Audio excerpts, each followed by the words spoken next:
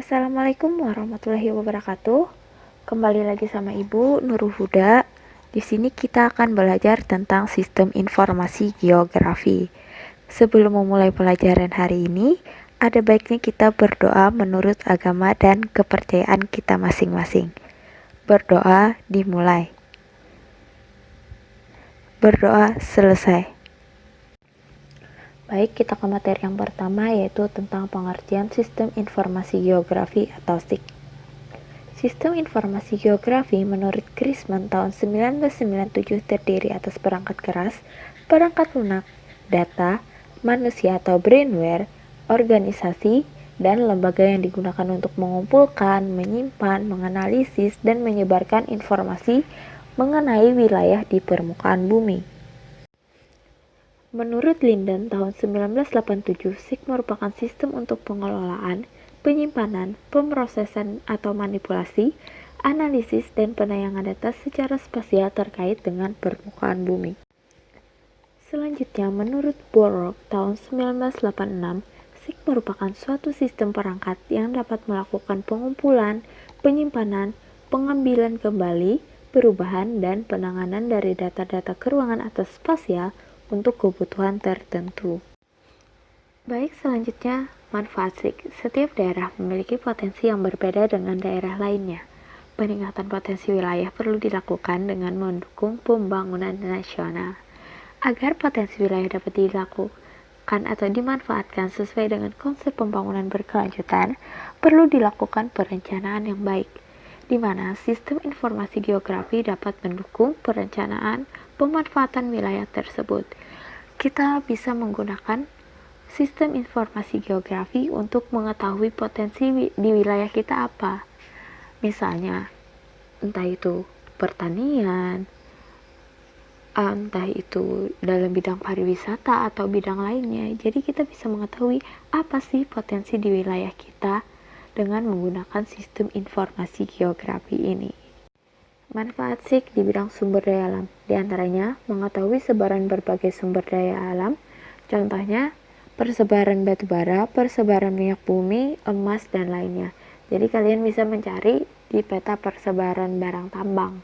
Nah, di situ kan kita bisa mengetahui daerah mana aja, misalnya batu bara, daerah mana aja sih yang penghasil batu bara, daerah mana aja sih penghasil emas. Nah, kita bisa mengetahuinya. Selanjutnya yaitu mengetahui sebaran kawasan lahan. Itu tuh kita bisa mengetahui persebaran daerah kritis atau lahan kritis di mana, lahan potensial di mana, perubahan penggunaan lahan kita di mana.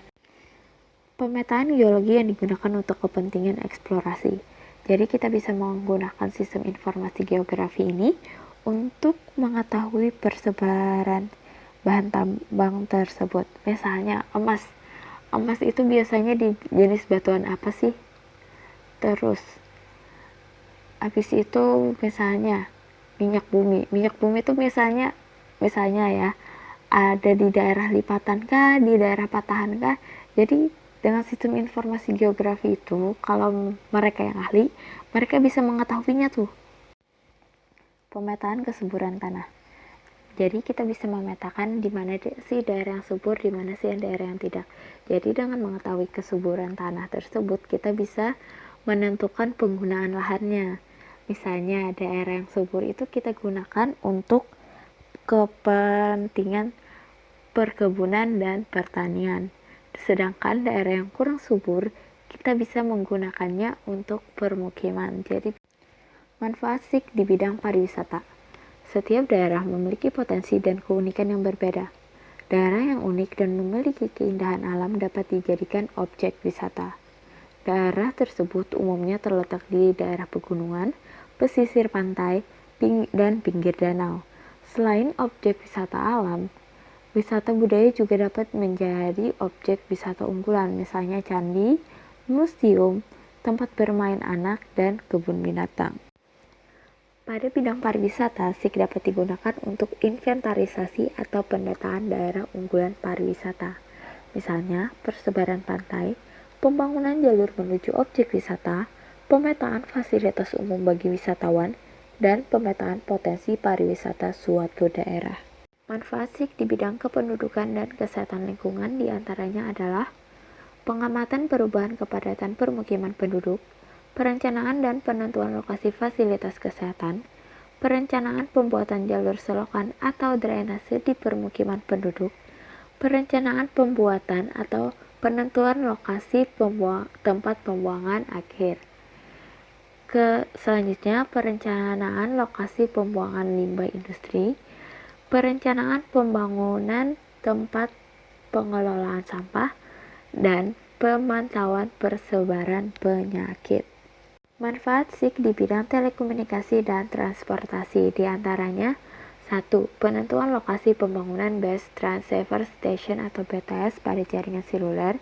Kedua, manajemen jaringan kabel dan penggunaan layanan telekomunikasi. Ketiga, alat identifikasi untuk jaringan atau sambungan yang mengalami kerusakan. Dan yang keempat, penentuan tingkat aksesibilitas suatu wilayah berdasarkan karakteristik jaringan transportasi. Manfaat SIG di bidang kebencanaan diantaranya adalah 1. Pemantauan wilayah yang terkena dampak bencana. Kedua, penentuan tindakan preventif untuk mengatasi dampak bencana alam. Ketiga, penentuan zona rawan bencana sesuai dengan kerentanannya. Keempat, penyusunan rencana rehabilitasi dan rekonstruksi daerah pasca bencana.